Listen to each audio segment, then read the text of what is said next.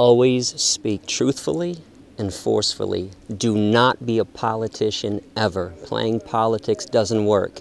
If you think that if you're going to say plant-based instead of vegan, that's going to make somebody listen, you're sorely mistaken. If you think that by saying, I'm an animal advocate instead of an animal liberation activist, that someone's going to listen, it is completely untrue. After talking to 60,000 people, I've realized and learned that people are ready to listen to the message or they're not, no matter how you act. I can be as sweet as Gandhi or as radical as early Malcolm X, and it will not change one person's mind about the issue of veganism and animal rights. It all depends upon the person, whether they're willing to listen. I'll give you an example. A couple times a year, I have speeches that turn into a Jerry Springer show. People want to scream and yell at me. I don't want to do it, but they want to start. So recently, one of these lectures happened, and the student told me that I was rude and abrasive. I said, okay. Do you think everybody feels that way? And they said yes. I said, well, we're going to take a vote on that. There were about 40 students in the class. I said, raise your hand if you thought I was rude and abrasive. 7 people raised their hands. So I said, okay, that leaves 33 people that didn't think I was rude and abrasive and listened to what I had to say. So I pointed to the student and I said, maybe the problem isn't me. Maybe the problem is you. And you, and I pointed to the 7 people. If I'm giving the same speech to the same crowd and 33 people like it and 7 people didn't, I can't be the problem. So again, what I'm saying is those 7 people came into that classroom unwilling to listen, no matter what I did, no matter what I said. In fact, there have been some lectures where I've gotten on my hands and knees and begged people to stop killing animals. My wife Erica witnessed one of these lectures at University of Central Florida. This guy was being rude and abrasive himself, and mean and stubborn and stupid. So I got on my knees sincerely and I said, please, please stop killing the animals. And if you're not going to stop killing them for the animals, stop doing it for me, your fellow human. Look what it's doing to me. And he looked at me dead in the eye and said, no. So my point is, politics never works. It's always better to speak the truth and be honest. And when I condemn politics and politicians, think about this. All the people that we collectively admire, Gandhi and Dr. King and Malcolm X and Rosa Parks, Nelson Mandela, Henry David Thoreau, none of the people that we collectively admire was a politician. They were all activists. So I will ask activists to stop playing political games, say what needs to be said, explain the murder, the Holocaust that's taking place, explain the rapes that happen to animals on a daily basis. Don't be afraid to say these words. These animals are suffering horribly, and when we sit around and play political games, it doesn't benefit them in one bit.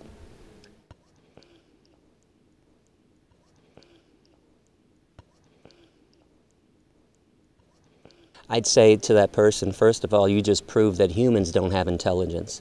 Anybody that would make a claim that animals don't feel and they're not smart are completely idiotic, stupid, selfish, and speciesistic.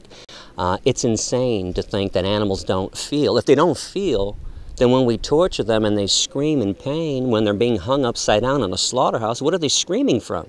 Nothing.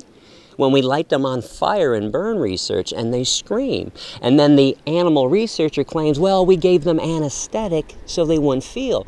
Well, if they didn't feel, what do you give them anesthetic for? So they don't feel? Nothing? It's completely insane. Animals have the same, when it comes to pain and suffering, animals and humans are completely equal. That's for sure. And animals are also rational beings too. There's a big myth out there that only humans are rational and aware. You know, if animals are flying in a V formation, if they're hiding when they don't want to be seen, if they can locate water to drink, if they can find shade on a sunny day and seek warmth when it's cold, okay, that's logical thought. They're always being logical.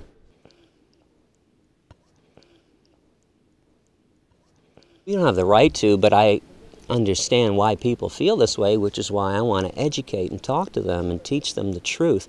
But you bring up something very important. Our parents are full of lies, completely full of lies because of what their parents told them and what their parents told their parents and what society tells people and religion and government.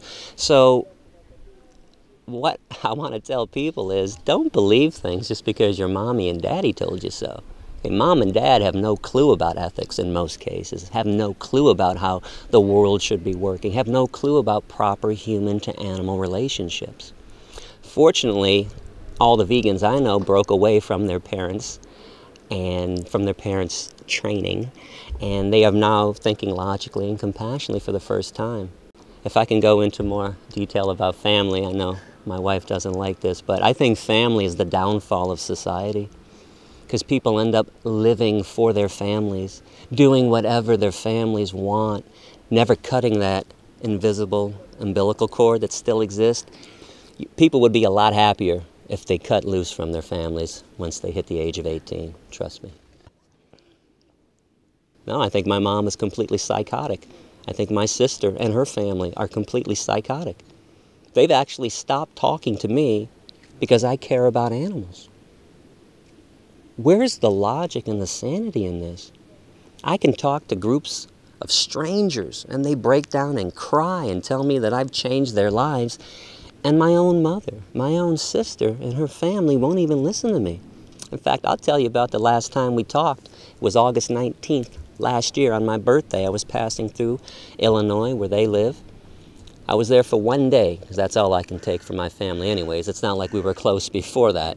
But we went out to lunch to a place that just put vegan burgers on the menu. I assume we were all getting vegan burgers because I have a rule that I established in 1997, and it's if you want to sit down and eat with me, you eat vegan. Oh, we don't eat together. I'll see you later on. So we go there and we order, and I hear macaroni and cheese being ordered. I hear a fish fillet being ordered. I hear a vegan burger from my nephew Jacob, and then I hear double cheese. So Erica knows how I am. I turned to her and I said, did I just hear what I thought I heard? And she didn't even want to acknowledge. She's like, yeah. So I explained to my family, I go, you guys know when the last time you saw me? It was 1 year and 7 months ago before that. So we figured it out. It was about 585 days. I said, times that by 3 meals a day. So we agreed about 1,800. And then at the top of my voice, I said, you guys have had 1,800 meals to eat whatever you wanted to eat. Today, when I'm in town, you can't have one meal without dead animals and the things that come out of these murdered animals. And I stood up and I left. Walked out, called a taxi cab, took a taxi back to my mom's house, jumped in my car, and left. And again, they still think that I'm irrational for this, when they're the ones that are psychotic. 1,800 meals? You can't have one meal without dead animals? But this is the mentality of most meat eaters and of parents too, because parents also hate to admit that they're wrong. Boy, a parent would hate to say, oh, I taught you something wrong, when I don't get this, because you can't be right all the time. I don't know why parents, like most people, can't just acknowledge the fact that they made a mistake, make amends, apologize for the way they've been living, and evolve, change, move forward. And I don't think the problem of animal abuse and omnivorism is any different in China than it is in America. Everybody has this false belief that they eat. Every time I talk to somebody from a different ethnicity, they say, oh, but I'm Filipino. We really eat a lot of meat over there. Like you eat more meat than we eat in America, breakfast, lunch, and dinner. Everybody does animal flesh for breakfast, lunch, and dinner. It's not worse in China or in India than it is anywhere else. And if I happen to get America or Israel or Italy to go vegan first, that's still a victory. And then we'll just move on to another country and get them to go vegan. That's how it's going to work. I doubt it's all going to happen at once. There's going to be a mass revelation, an epiphany, and the whole world's going to go vegan overnight. Change, unfortunately, doesn't happen that way. I mean, we can look right now in many parts of the world. Women, for example, have achieved equal status, but in most parts of the world, they haven't. So just like women's rights isn't going to happen all at once, neither will animal rights. But you keep on talking and preaching and teaching, and you get women's rights over here, and animal rights over here, human rights over here, animal rights over here, and then eventually we're going to have a peaceful planet where everybody can be treated fairly and equally.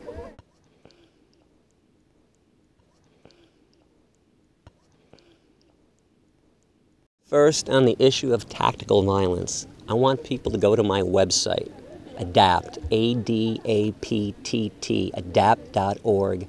I want you to click Other Animal Rights Issues, and then click What's Wrong with Violence, and actually read the essays that I've written instead of bits and pieces online. And I want to further now talk about the issue of violence. I don't believe anyone is really opposed to violence, especially after talking to 60,000 people. In fact, in Israel last month, I proved this to every crowd because I was asked about the issue of violence. So I said to the crowd, raise your hand if you are opposed to the Allied forces going into Auschwitz and Birkenau and murdering Nazis to save Jews and gypsies and homosexuals. Not one person raised their hand. So let me clarify this. No one's opposed to violence. People are just opposed to who I propose to be violent for, the animals. Nobody thinks animals are worthy enough to receive violence on their behalf. Well, I think the chickens and the turkeys and the pigs and the cows disagree vehemently, and I disagree too. In fact, if you want to think about this further, if you had a pacifist, and you had somebody like me who does practice pacifism but believes that violence has its place, would you want a pacifist fighting for you? Or would you want me fighting for you? Because I'm going to get you out.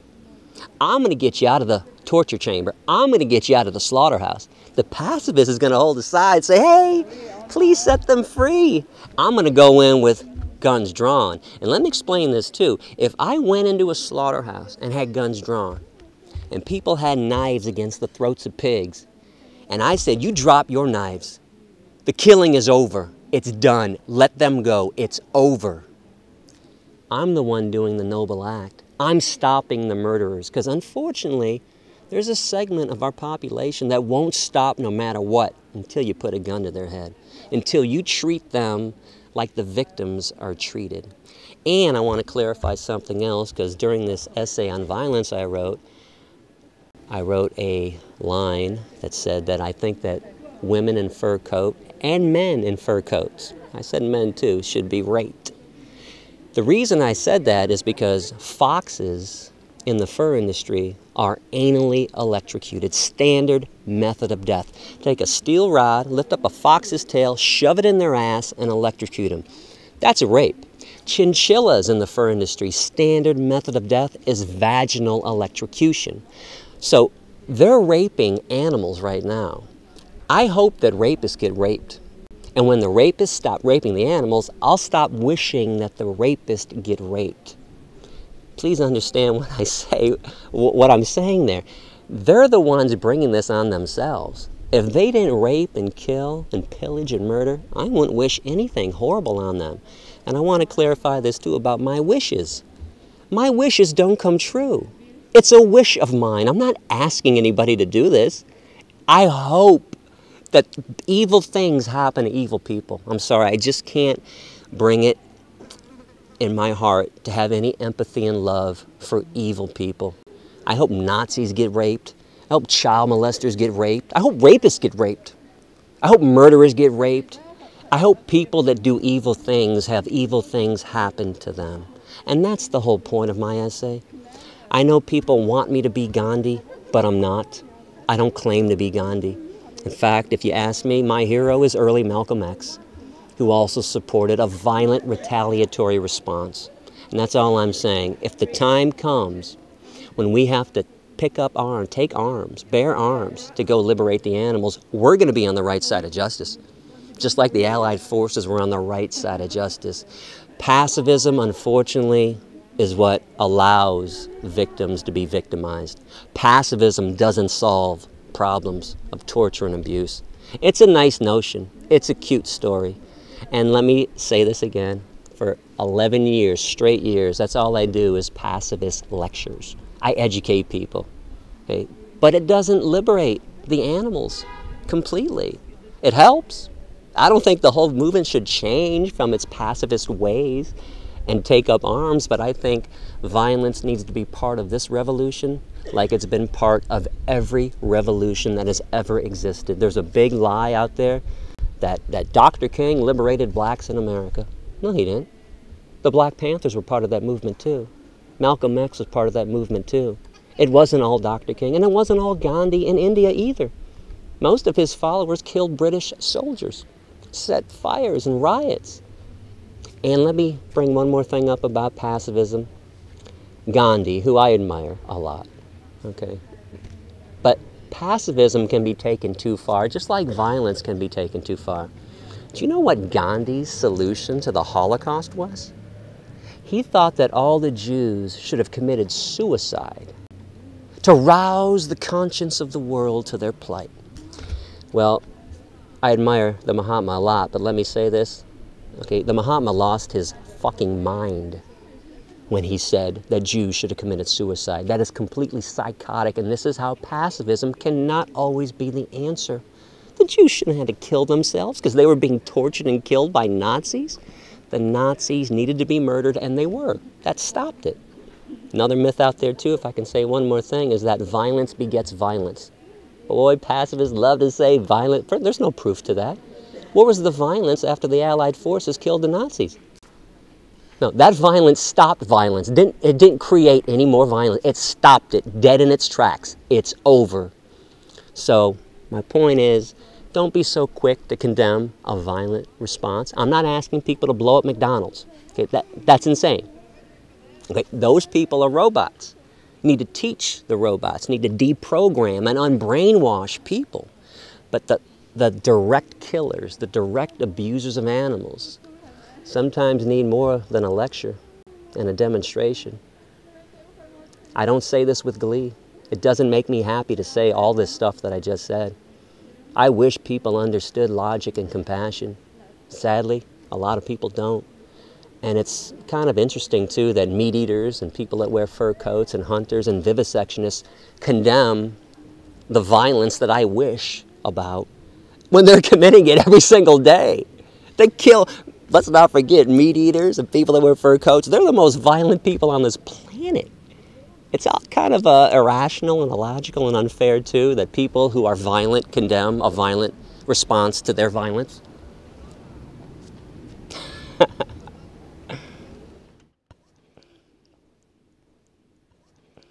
Veganism is the most ethical way to live, and that's why people choose veganism. It causes the least amount of pain and suffering intentionally on this planet. So that's why there's so many people wanting to be vegan. It's the same reason I chose veganism. I don't want to cause pain and suffering to somebody that has never harmed me or harmed anyone else on this planet. I mean, when was the last time a chicken or a cow attacked a human being? How about never? Right? A pig, a turkey, never. We're the ones that attack them. So it's logical to want to be vegan, to want to reduce and eliminate pain and suffering. Even though we have fantasies sometimes about harming people that harm animals, it's logical. It's not psychotic to want to harm somebody that's murdering somebody else. I mean, again, if you have love for Nazis, you need to see a psychiatrist. If you want to protect a child molester, you need to seek some serious medical help. There are certain people that are not worthy of having There are certain people that are not worthy enough to be treated fairly and equally. When you violate somebody else's right to be free, I think you've given up your right to be treated fairly and freely and equally as well. And I'm not running around attacking people. I don't have a machete or a 9mm. Okay, I'm not shooting anybody. When I talk about the violence that needs to happen, that will happen one day, I'm explaining that I'm not going to condemn it. And I think it would be wrong for any animal rights person to condemn an act of justified violence against somebody who victimizes innocent beings.